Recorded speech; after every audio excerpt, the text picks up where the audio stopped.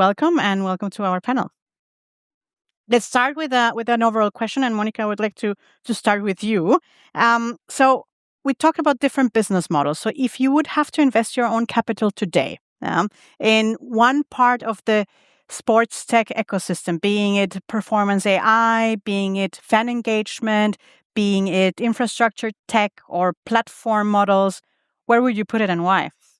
I answer in a more general fashion. I would put it into a combination of hardware, software, and AI. So combining the three elements.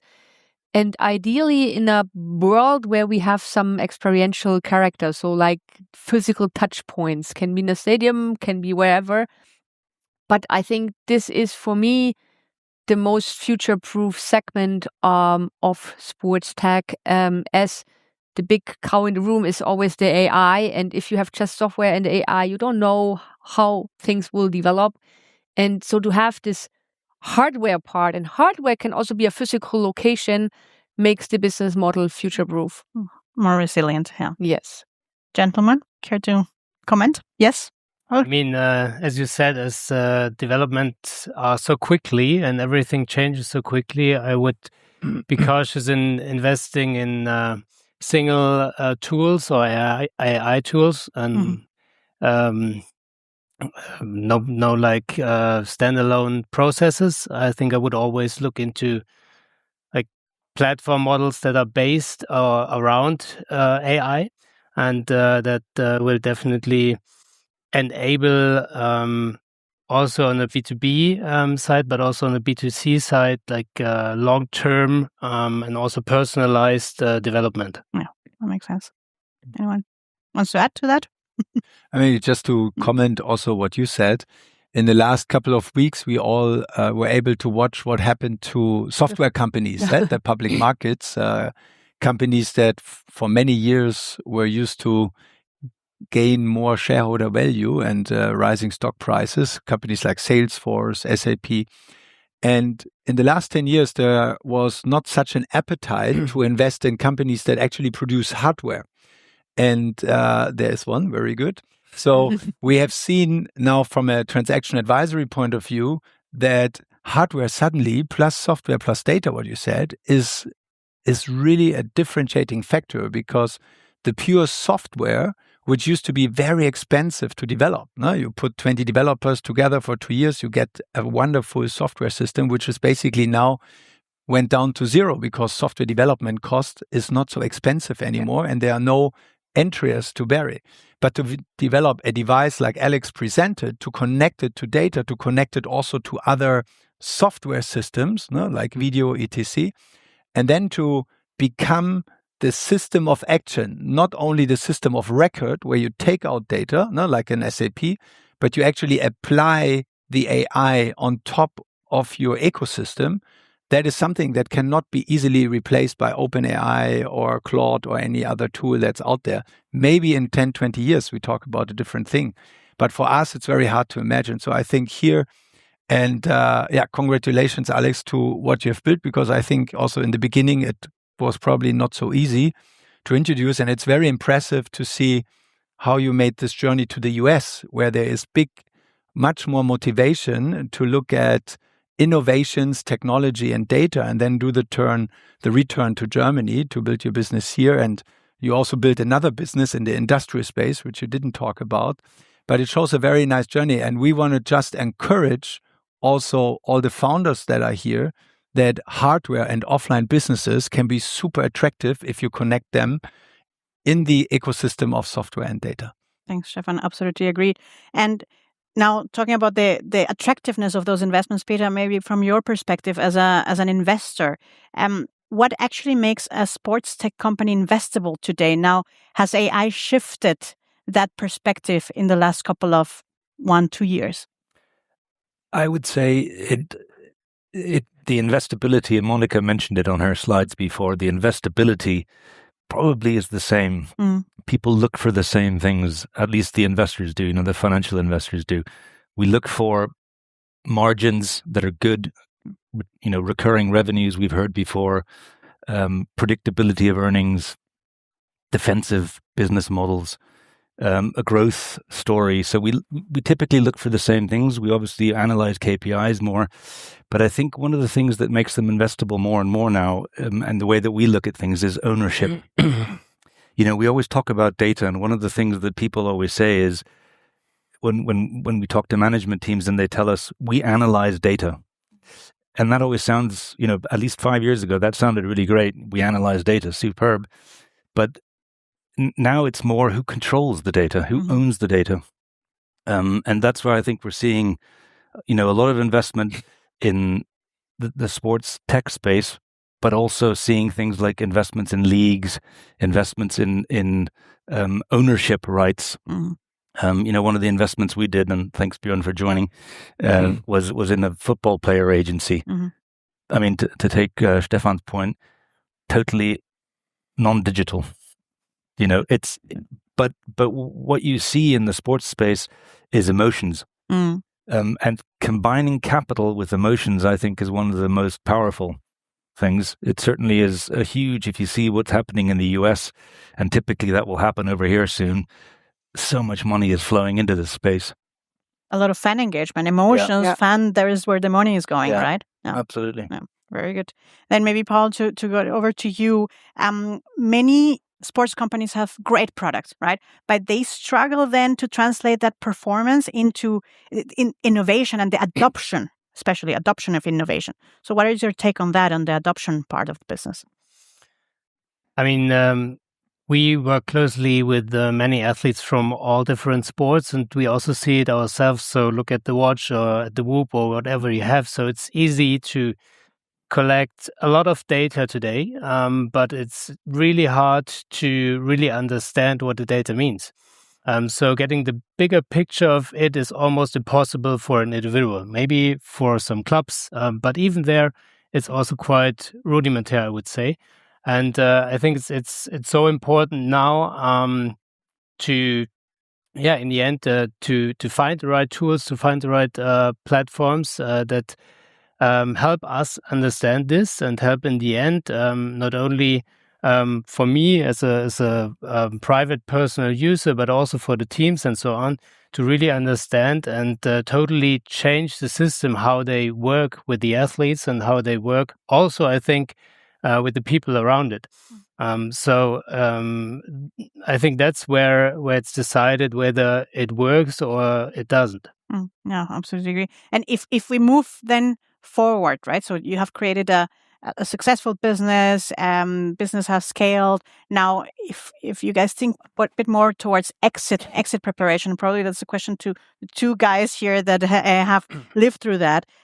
So maybe to you, Fabian, how did you prepare the Urban Sports Club, and how did you prepare ROOF, right, for the successful exit, or let's call it rather investment from private equities, right? So what are the key topics that you worked on during that time? And we heard from Monica that it's not necessarily 6 months anymore, but maybe probably a little bit more time, 1.5 years around exit readiness. Should I start? Yes. Actually, it indeed started quite early, without even having a concrete exit in front of us. So use every series D in my instance, Series E, every M&A, being it on the sell or on the buy side, and take all the learnings from property D processes to ever improve. Being it on the data side, one big learning indeed was to basically, we collected huge chunks of data, but that's not alone kind of a value. Structure them. Make sure you properly understand. You have a data governance. We implemented a centralized BI team, business analytics team. But even a BI team is useless without kind of a proper tech stack, because know what data to collect, know how to define them, single source of truth. The best BA team is useless without tech.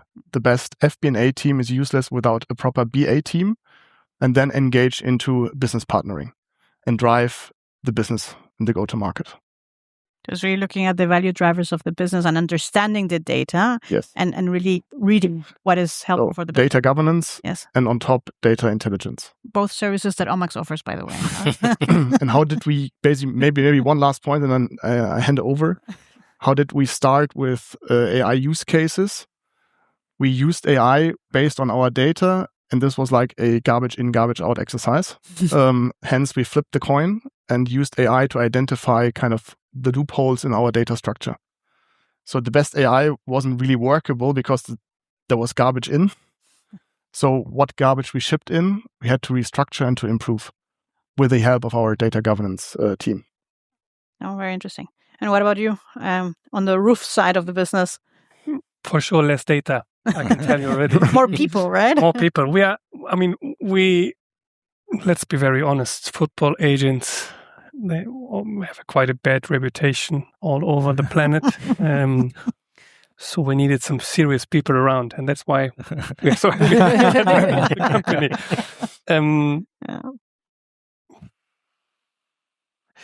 You cannot really prepare when you have people, I would say. Mentally, when we founded the company, we were always dreaming about becoming bigger, and not only bigger in terms of quantity of players, more of quality, Champions League titles and maybe World Cup. And we found out that at that time we were, I would say, top 5, 3, 4 in Germany. We were a solid agency, but we couldn't really make the step out of Germany because of several points. And when we met, I remember, Peter, that we presented very strong the buy and build project we had. And it was, we proved that it was not just to make us attractive, it was also we needed help, we needed support because we had no data, we were entrepreneur and good agents, but we were, at that time, I would say, we were around 25 people in the company, one office. We were okay, but we were for sure not when you left us, basically, because we made another exit after. I think you cannot really prepare. You have to give people the feeling that you really believe in it. And I think no matter if it's data or people or whatever you do, if you can transform the passion to the people, and we had a lot of companies, investors interested, and we choose also the right group of investors, and you let us work, basically. Also, that was, in my opinion, the key of our success. At the end of the day, what you're saying is also that yes, depending on the business model, data might be very important, but also depending on the business model, and in your specific case, the human touch was quite important as well, right? Was essential for the business. Yeah, you could see it here in the presentation with the chip and the ball. I would say, if you can find the mix of data and passion or live events, this is what everyone wants to see. If you want to watch the World Cup final in New York in July, you have to pay $15,000, $20,000 for 90 minutes watching football game, and probably everyone is so nervous that they won't really play in the beginning. So imagine how much money people spend on being at live events, being close to players, and if you can combine it with data or AI, I think this is, to answer your question before, this is where I would invest, because will never stop. Yeah, it's a winning combination, right? Yeah. Now, moving on to own capital commitment, and maybe moving on to Björn as well, but again, Monica, how important is founder management co-investment today, right? This is something that we have discussed a little bit, but do you see teams that have skin in the game perform better? Yes, the answer is straightforward, yes. So it's very simple. Tech scales, management executes, or put it different, business models, they catch the interest of the investor, but the management wins the deal. That's true in every single transaction. So it's a very straightforward and easy answer.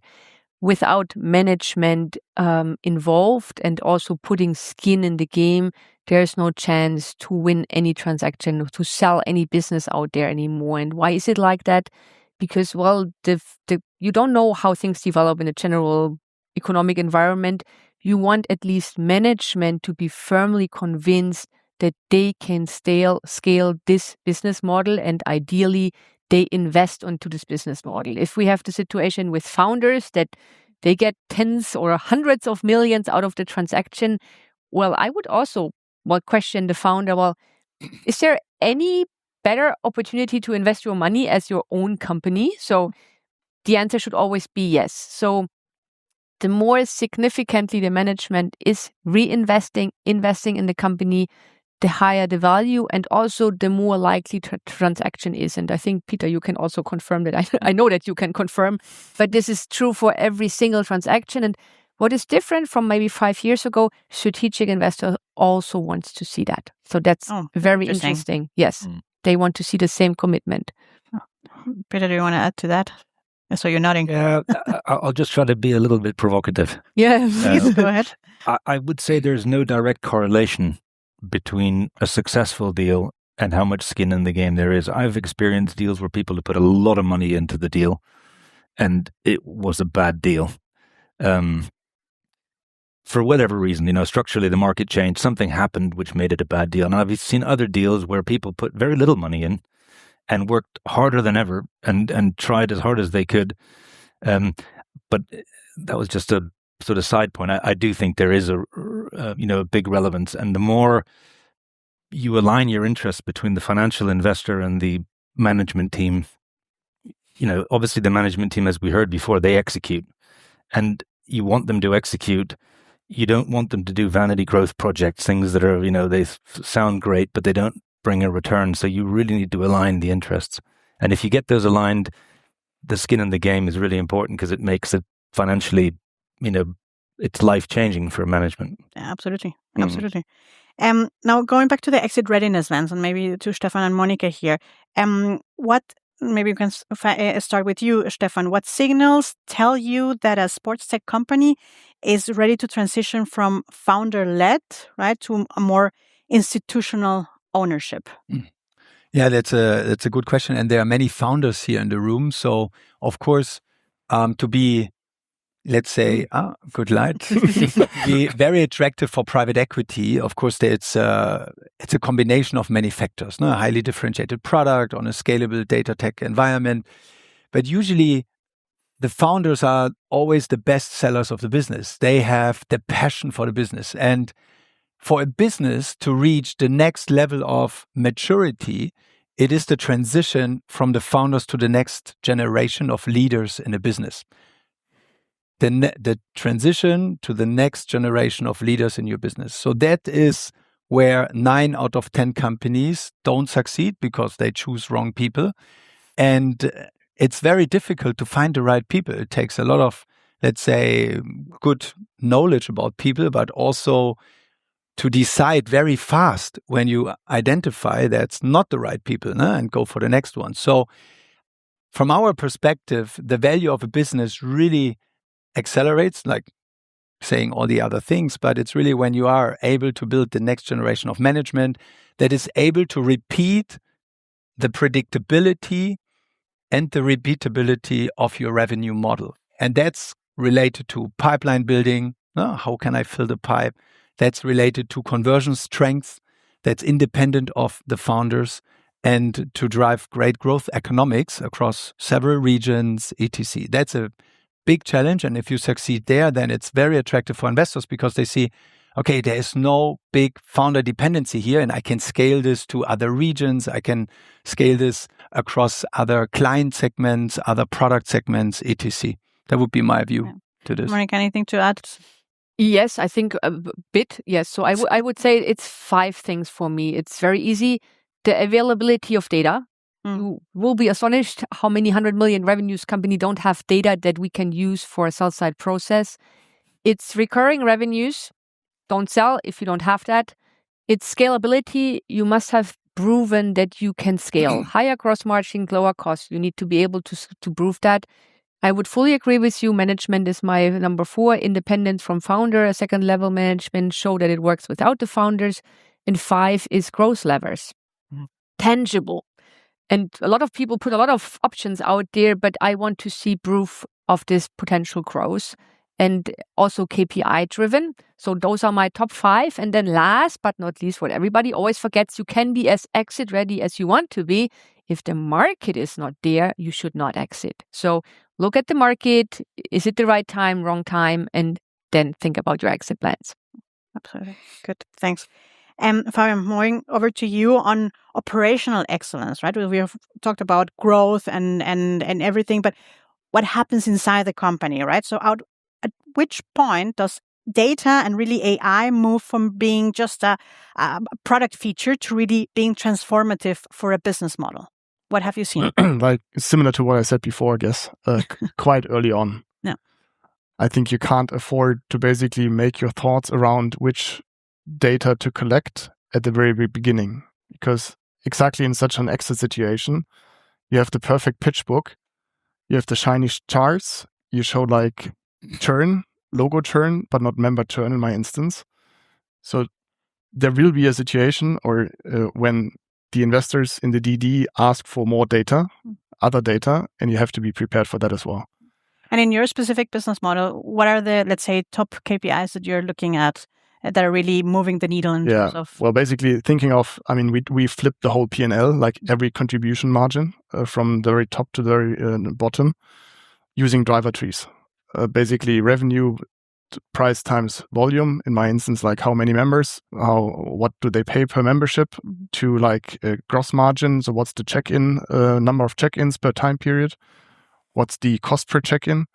What are the marketing unit cost economics from CAC 1 to 3 down to OPEX leverage, everything, and then make the organization kind of own those parts of the driver tree and deliver on them. So it's quite clear, kind of, we lacking on that one.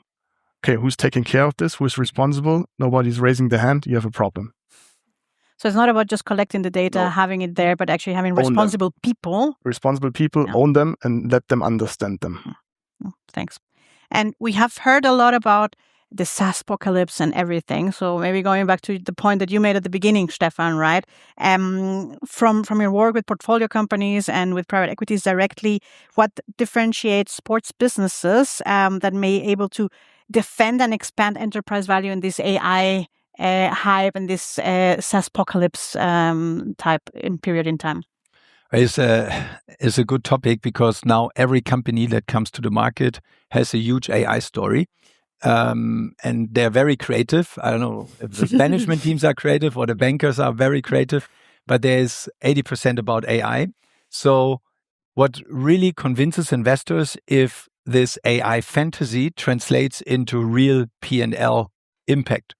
So when you can show this helped us to grow the business 20 times faster, or this helped us to not scale the team in the same way that we scaled our revenues. So more the top line, the bottom line efficiency, productivity measures, and then not to show little pilots that are not relevant.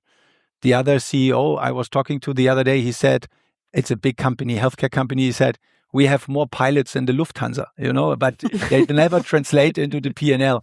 So it's really do less, more focused, but make sure this is really contributing to your P&L, and then you can make it very strong in your equity story.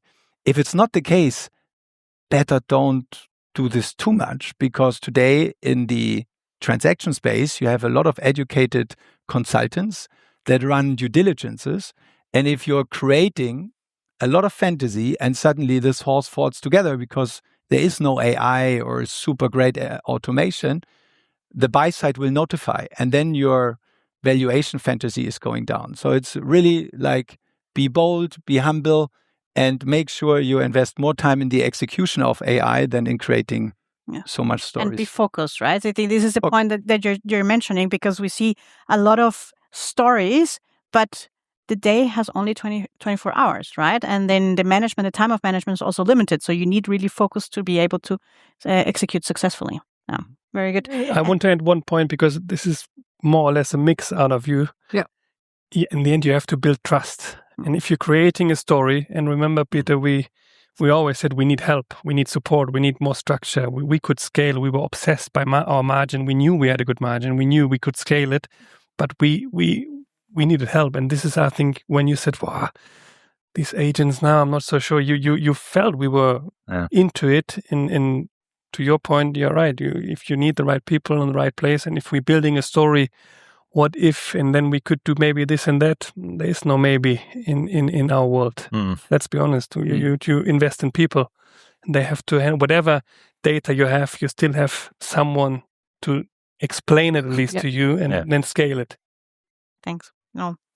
And Alexander, to your points before when you were making the presentation, so what do you think that really separates and makes a company stand out that uses AI, we were talking about that, as an enhancement versus a company that really real-time data, automation are fundamentally part of the business? Yeah, I think we heard it already a couple of times. I think the big difference is where AI sits in the systems. We heard that I think many companies still do take their existing data and put AI on top, maybe even a noisy data. We heard the word garbage in, garbage out.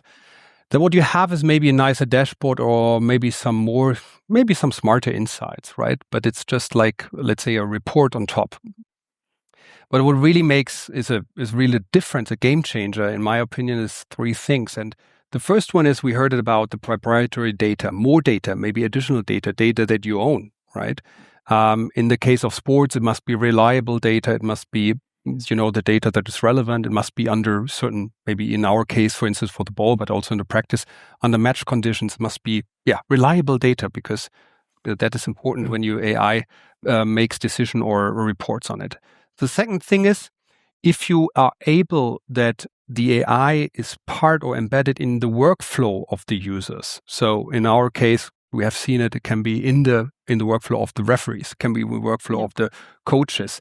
And then it's, part of the operational loop. That is, of course, something that is creating more value, right? If you have daily users of that and it's really embedded in there. So if you are able to make that AI feature or that AI part, being part in that workflow. The third thing is, I would say, I showed it a bit in the beginning, is what we think is that the closed loop automation, so from just not observing or capturing the reality, but even go further into actions, right? Into automated actions. And that is usually even more powerful and creates much more value. And so I would say AI enhancement is just the report on top, but the real transformation is if you have data, better data, additional data maybe, combine it in being in the workflow embedded, and then have these actions or automated actions. And then is your product not just a software, but becomes the operating layer for that sports. And I would add to that the monetization of that, right? So we talked about this a little bit, but it's about monetizing the different stakeholders, monetizing the fans, monetizing the teams the leagues, themselves for the learning how to become better athletes and so on, right? So it's about being very aware of all of the stakeholders in the ecosystem and monetizing that data. And that reminds me a lot on the MyLabs transaction. Yes, exactly. So now looking at the time, and I know that you guys are hungry and probably also thirsty, we'd like to open the panel for a couple of questions.